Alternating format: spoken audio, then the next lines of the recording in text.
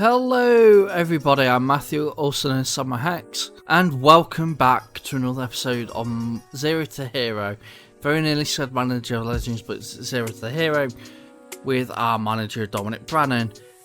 Now, 1-star reputation manager with a National C license. I said that completely wrong because halfway through that I needed to cough. I've decided to just keep it.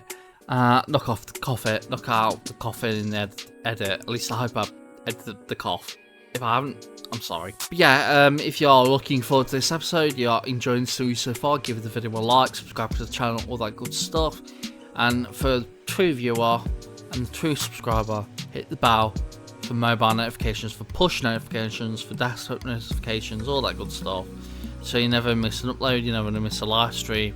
I think you never miss a short video. Though I admit, I never live stream and I never use shorts. Even though there's kind of a market for that, and I can kind of figure out, I've got to kind of figure out some tricks to try and get people watching me on shorts. But yeah, we're all the way in August now. So that means there's been another transfer window and a load of games have been played. So let's first look at the transfers because there was quite a few. So first we'll go to the outs. Hiroki Amori left on loan to Rumilly Villers in France. Now, he has got a agreed deal. It's dropped down now because it's been telling me to drop it down in case he doesn't have to be sold. But if he plays like minimum 5 games for them, we get like 150, 160,000 pounds or something like that, maybe more. Which I'm really hoping will happen because he's hardly played all this season for us. He's played 2 games now, and for them, and 2 games for us was good but not brilliant. He's awful for them apparently, so he might not get to those 5 games, even though he's meant to be a regular start for them. I've checked and all that stuff. And AG Hosakai was sold on the final date of the transfer window to Honda FC for £40,000. They came in with a low offer of 20,000. I raised it to 40,000. They said 30,000. I said 40,000 no matter what, and they were like, okay. And so yeah, he's joined to the J3 League. But Seth is kind of weak at right back. I do admit that because we've only got 2 loanees that are any good. But did we get a transfer in? As you know, it's a transfer on deadline day. So is that a right back? Because it was direct football signing, so I'll have to figure it out. Well, I know it, but you'll have to figure out by watching this video. But yeah, after all those were sold in the summer window. In terms of the people that joined so high, Kaneko, who continues the running that we get these players on cheap wages. You can do a decent job as a backup, and within a year or half a season, if they're not doing brilliantly, we then sell them for a profit that'll end up being more in a year than what they're actually, like, as in £700, like 2-year contract for £700 or 2.5-year contract for £700. You get 50 weeks or odd in a year, so 7,000 times 5 is so £5,000 times 2, £70,000. So yeah, I could have just done it that way. Got it, damn it, Matthew. Could have done it the easy way.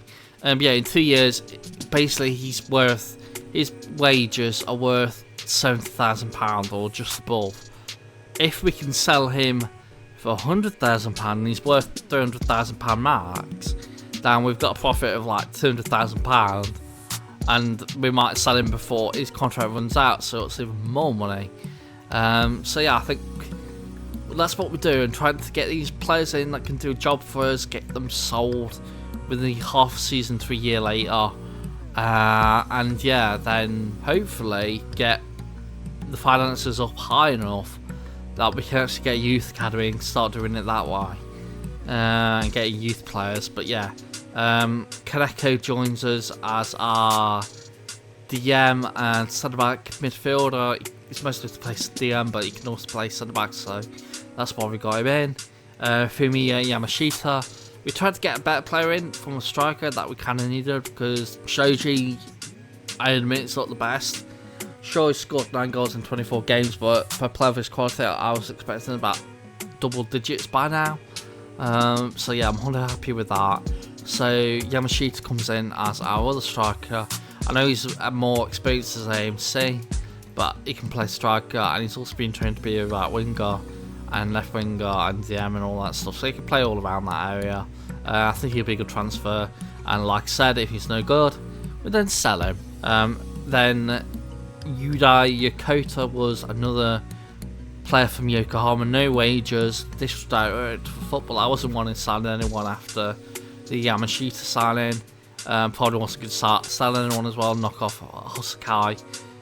So yeah, Yokota joins us as our left back, centre back, impact sub, just backup of the backup, and Masaki Suzui joins us as our left back, right back. He was a fringe player, deadline day transfer with his wages at £500 and contracted for a year and a half or 2 years and a half or something like that. We can get hopefully about £100,000 for him in a year and a half's time, or half year's time, or a year's time. So yeah, I think that is a very good deal for us, and he joins us as the replacement for Hosakai. Firstly going to be played right back, and for the 2 times he has played, he's played left back, but he'll probably play right back later on. But yeah, the results. So the key to the game was the last game shown. Then we went to Sagamihara and lost 4-0, which completely enough to thrashing. I don't know where it came from, but it was just awful. Well, I do know where it came from. It came from Sasaki's red card in the 13th minute. They had scored in the 10th minute, but then Nodera got a hat-trick because of Sasaki being red carded. So yeah, disappointing there. We then beat Nara, however, 1-0. Ehime we won 4-0. Mito we won 2-0. Then beat Shiko Club 7-1 in the Emperor's Cup first round. Imabari we drew 0-0. Nagasaki we won 3-1. Kanazawa we drew 2-2. FC Osaka we won in second round 3-1 of the Emperor's Cup. Kagoshima we drew 3-3. Miyazaki we won 2-1. And then we lost to Vertian 5-2. So another poor result there away from home. So we like to concede quite a load of goals away from home, it looks like, because we also conceded 3 in that game against Kagoshima. But then we played at Fujieda and drew 1-1 at home. Kawasaki Frontale in the Emperor's Cup third round, we won 2-0 now.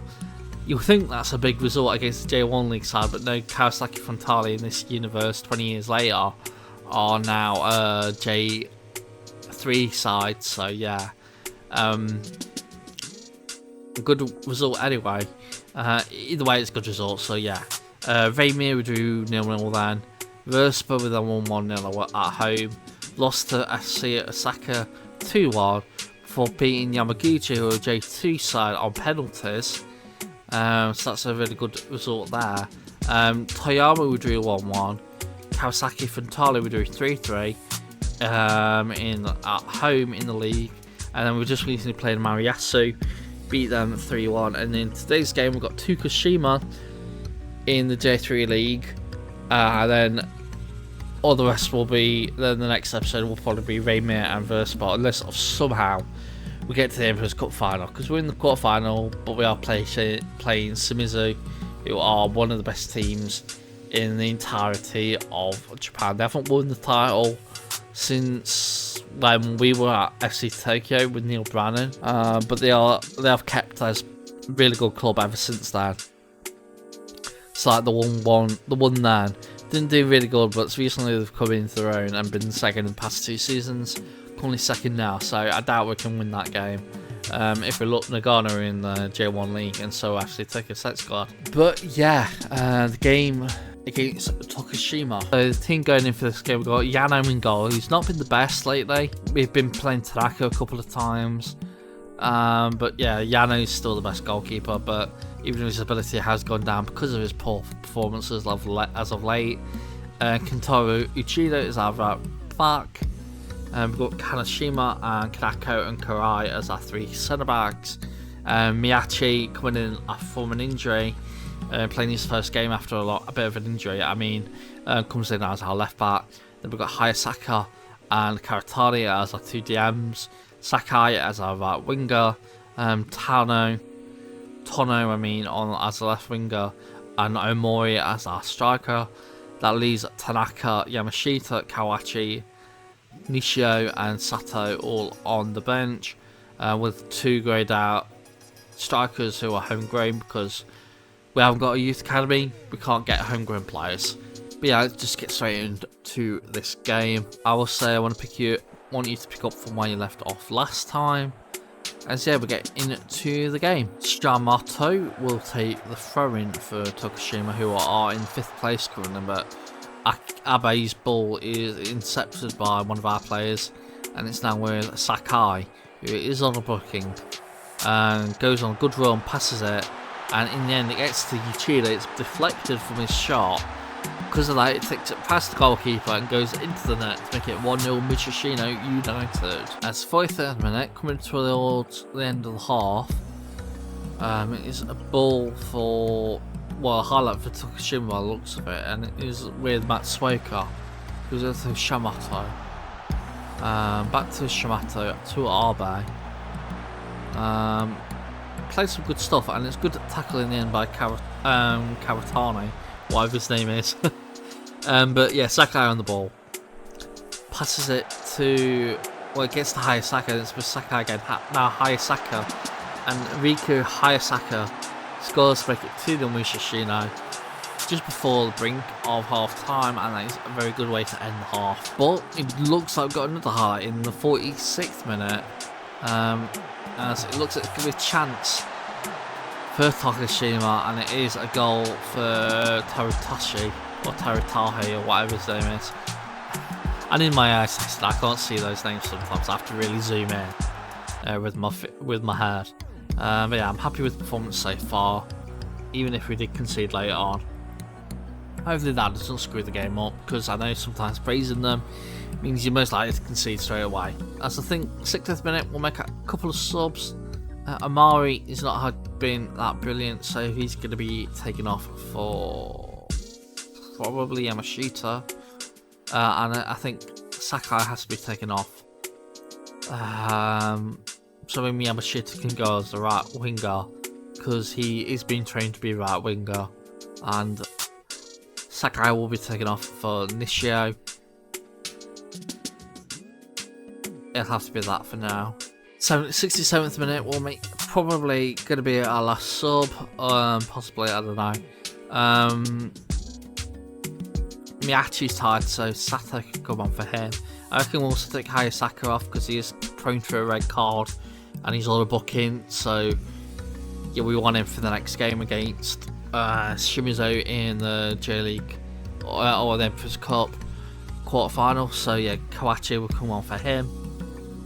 And that'll be all the subs for this game, unless, of course, the goalkeeper gets injured, and then we have a sub for the goalkeeper, of course. As Tokushima, with the free kick, is headed away, but kept in play, and Takashi Arai scores to make it 2-2. We didn't do defending well then, did we? We didn't defend at all. As we've got a highlight, 82nd minute, as Yamashita's touch is poor, and because of that, Tokushima can break, but we get the ball back with a good interception by one of our players. And it's now with Tono, passes it to Karatara, and then Nishio scores to make it 3-2. It's kind of confusing though, because Tono got the ball, crossed it in, was it a deflection? And it wasn't even a touch by Karatani or even the Matsuoka defender, Tokushima defender, Matsuoka, so it just went through him, yeah, Nishio was the first to react, and because of that he scores, but we could still concede to make it 3-3, as that is surely offside. That is surely offside. Oh my god, that looked offside to me, and I think the players thought it was offside because he just didn't mark him one bit.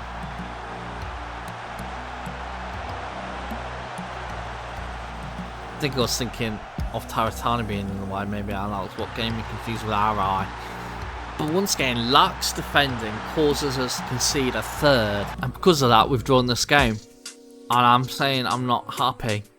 I don't care if YouTube is unhappy, we'll get with unhappy with that, and we'll get unhappy later, because given that we went to sleep for 2 of those goals, we should have won the 3-1. So very disappointing in that regard. But at least it's not a loss, because if it had been a loss, then Tokushima would have been closer to us. But if we'd have beaten them, well, in the end, we would have been 5 points clear of them. In the end, we are still 6th place, 40 points, 3 above Tokushima, and only 6 points away from FC Osaka in 2nd place. But it looks like Imabari and FC Osaka are kind of clearing the way as the 2 best sides in the league. Hopefully we can get maybe more points, take some of these draws into wins for the end of the season, and get into the playoffs, or even better, get 2nd. As long as we don't fall out of the playoffs, because then I'll see this season as a failure. If you don't know, we're going to be leaving Musashino when we get into the J2 league. I've thought about it, and I don't want to like move club when a club comes our way. Like if they offer us a job, I'll be like, unless it's like a club that I really want to join, I will not. I'll always say no. So basically, say I don't know, Summers will come in after we beat them in the quarterfinal. I doubt we'll do that. But if we do beat them and they sack the manager and then they come in for us, we'll probably decline it. But the teams that will probably go to from this position are probably like Nagano and FC Tokyo, because Brannan, the dad of Dominic Brannan in this universe, and the 2 managers that we've used, basically he managed Nagano and FC Tokyo. FC Tokyo maybe not as much as Nagano, but they're the only ways I can see is actually leaving Musashino in J3 league. But basically aiming to get into the top half of J2 league, as in season preview will say basically this position in J2, and that's when we'll be looking at a different club. So we've got a challenge to do and get this club from worst team in the league in the J3 league to one of the better teams in the J2 league. But yeah, if you have enjoyed this episode, like the video, subscribe to the channel as well for my FM24 videos and content and all that good stuff. And hit the bell as well so you never miss an upload for when I upload. I don't know, I say that so weirdly, but okay. I've been Matthew, also known as SamuraiHex. I'll see you all next time. Hex signing out. Bye everybody.